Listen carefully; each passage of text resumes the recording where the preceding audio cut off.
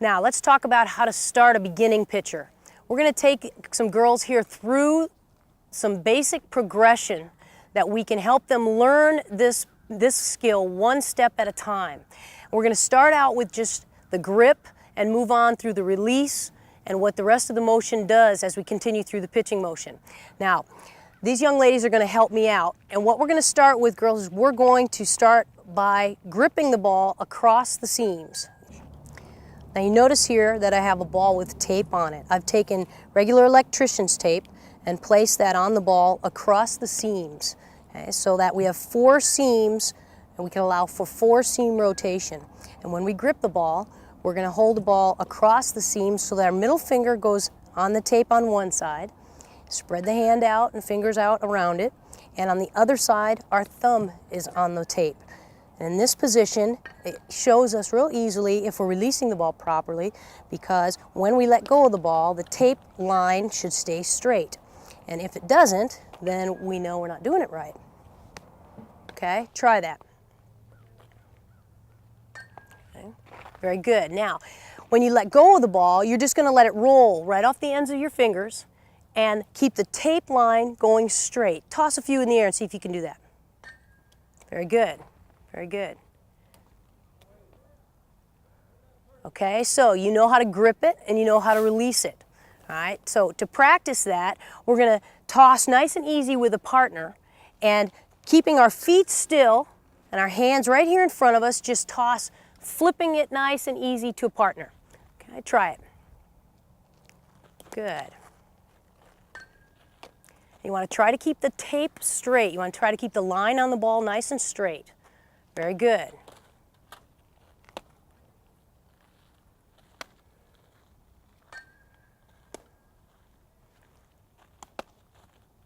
Okay, now, the reason we want to keep the line straight is that we want to keep the spin going in a direction that will ensure that the ball is moving in a straight line. If the spin is moving sideways on the ball, then the ball is probably going to move sideways or curve unexpectedly, and we don't want that right now. We're going to learn how to throw curves later, but right now we're going to try to learn how to make the ball go straight and be able to control it.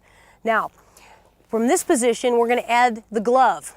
And what we want to do with the glove is we want to use it opposite from our pitching hand. So we're going to leave the glove pointed at our catcher and our pitching arm back, and then both are going to come down at the same time as we toss it to our catcher. Okay, so it's here and down. Give it a try. Very good.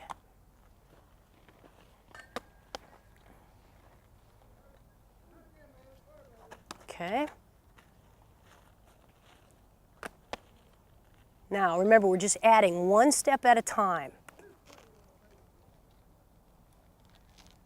Very nice. Good spin on that.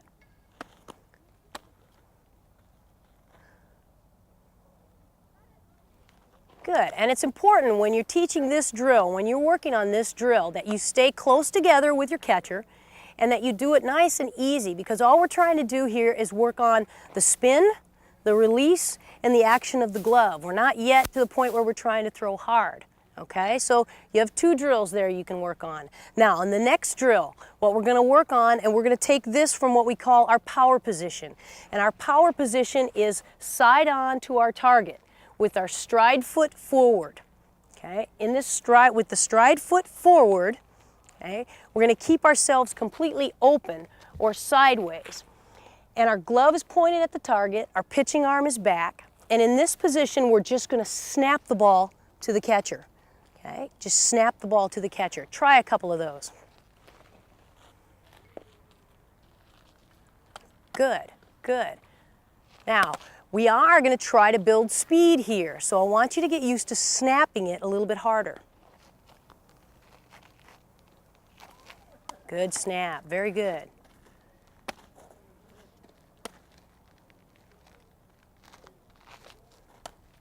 Okay, good. Now let me make a few points here. It's important in this position, in our side on or our power position. As we do this drill, we're trying to emphasize the use of the hips laterally. We're trying to emphasize brushing the hip or the pocket and getting the arm in front of the hip, and we're trying to ensure good, strong wrist snap from this position, snapping hard forward. Okay, girls, try it again.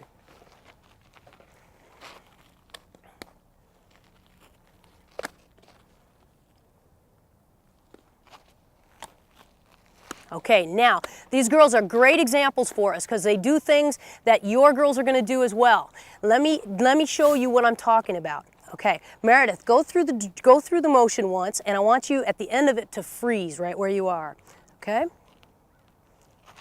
Great. Now, in this position, what I want to point out is that this is the rotational movement that tends to get in the way of our pitchers. What we want to have happen here is we want the pitcher to stay in a side-on position and keep their hip going forward, not moving rotationally. Let me explain.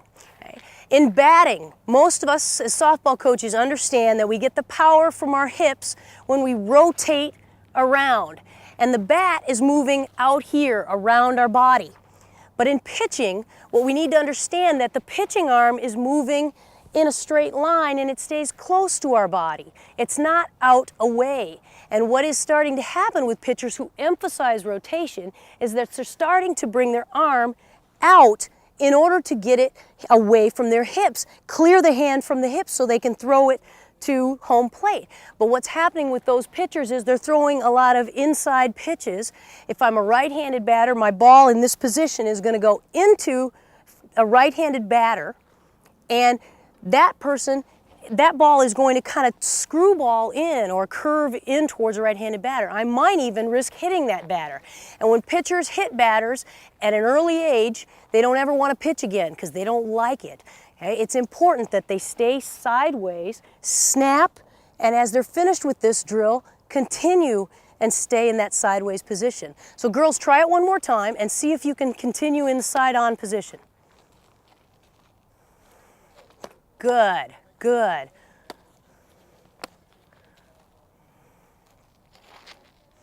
Okay, pretty good. Now notice we should keep the pitching shoulder back and the hips moving forward. The pitching shoulder drops down and back. The hips move forward. One more time. Pretty good, pretty good. One of the other problems that you often see in pitchers is that they want to push the ball, what I call push the ball. They want to help it by using the shoulders or their upper body too much. And then what happens is the pitching shoulder wants to drive forward. And what we need is to leave that pitching shoulder out of it. We need to leave the pitching shoulder back and use the wrist to get the power. Use the wrist to snap forward. Our power from pitching is going to come from wrist and hips or trunk movement. Now, the next drill we're going to add to. We're going to go on again from our power position. And in our power position now, instead of just starting here, we're going to start with our hands together and down in front of our body. And we're going to bring both hands up together. Our glove's going to stay there because it points out at the target, and our pitching arm is going to continue around and snap. Remember, we want to stay side on. Okay? Try it. Not bad, not bad. So your arm should be brushing your pocket or the front of your leg. Pretty good.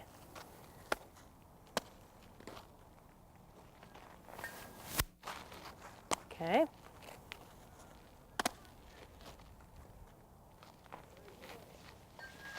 Now, I'm going to help Kayla just a second because this happens quite often with pitchers. And what I'm going to do here is I'm going to let her go through her pitching motion, but I'm going to help her out by just trying to keep her in that side-on position. And coaches, you can do this as well with your athletes. While they're side-on, is just keep a hand on their back of their front shoulder and maybe even pull a little bit on their back shoulder. Now try to go through that pitching motion with me helping you. Good. Now I actually pushed on the shoulder as well to help her bring it down. Try it one more time. Okay, pretty good. Now you get the feel by me helping you. All right.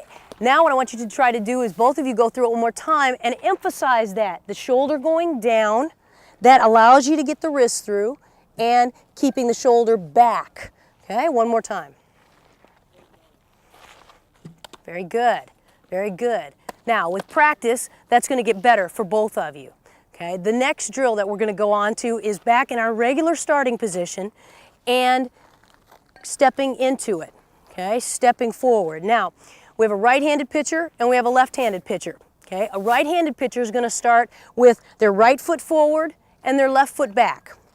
A left-handed pitcher is going to start the opposite. Okay, the right-handed pitcher is going to step with her left foot. Okay, the left-handed pitcher is going to step with her right foot. All right, so what we want you to do is as you step forward, imagine that you have a straight line from your front foot straight to your catcher. As you step forward, step right on that line and turn your toe in. Now, turning your toe in is going to help you open. Okay, it's going to help you get into an open position. Okay, from this position here, we're right back where we were in our power phase, aren't we? So everything from there just continues on the same as it was. Okay, try it. Very good, very good.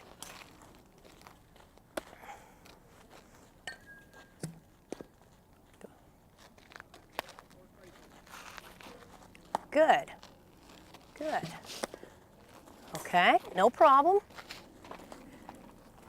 Now, one of the things that I've asked these girls to do is, also doing this drill, is to stay in that side-on position, to emphasize the fact that the hips are staying sideways and snapping and staying in a lateral position. Now, we would never do this in a game, but for the purposes of this drill, we're doing it because we want to emphasize this movement for the power of the hips, the lateral movement with the hips and getting the arm in front of the hips. Okay? When we continue through it, and as we go into the next drill, we're going to have them finish the motion. Okay, but for right now, just stay, when you're finished, stay in that side-on position. Okay, try it again. Good.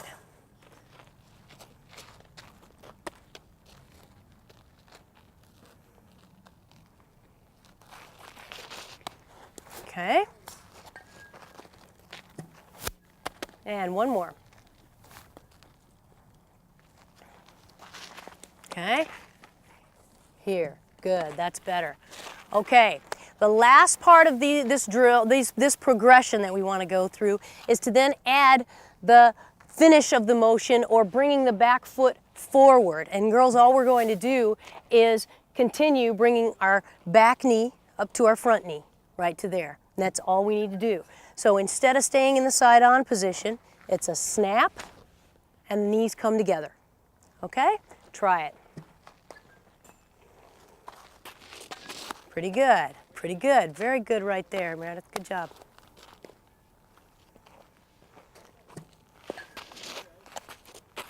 Okay. Keep the knees together.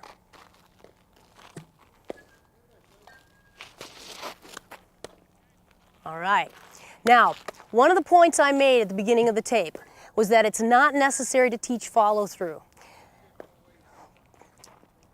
Follow-through is an important part of this movement, and I don't want to take away from follow-through. However, I personally don't believe that it's necessary to teach it or emphasize follow-through because I believe that the wrist snap takes place from the power position or the arm parallel to the ground down to the leg. Okay? That's when the ball is in my hand.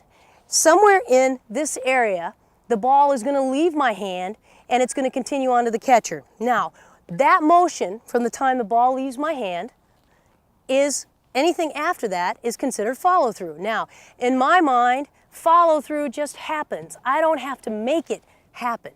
It's more important to me to concentrate and emphasize what's happening with my arm or with the ball when it's in my hand because I can't affect it once it leaves my hand.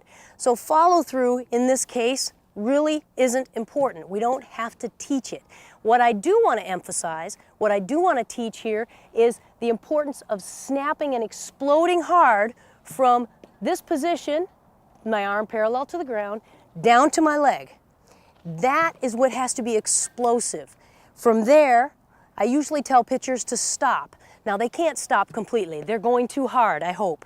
So what happens is they snap and the arm just relaxes and continues up a little ways. Now, obviously, these girls have done a little bit of pitching before, and they've got some habits that they've learned through their practices, and you can see that Meredith likes to continue up and follow through. She's been taught to do that. It's not something that she does naturally. It's been something that someone has taught her to do. That's fine.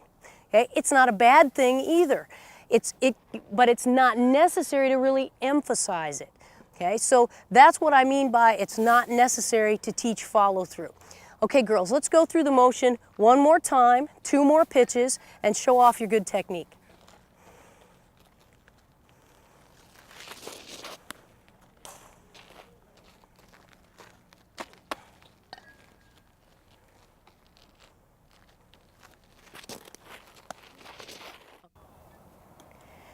Now, Kim's going to help me show you the final phase of the pitching skill, and that's where we work on the windup. Now, some important things about the windup is, number 1, that it's relaxed, that it doesn't take extra energy from the actual pitching motion, because the only thing we're going to do with your windup is to get in a rhythm, to get started. Okay? The second thing is that it's consistent, because we want to find the same rhythm each time. Okay? And the third thing is that we focus on the glove getting to our good starting position. So the glove is going to get pointed straight out at the catcher.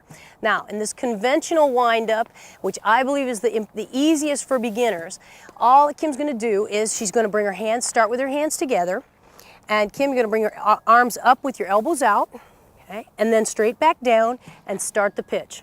Okay, give it a try. Very good, very good.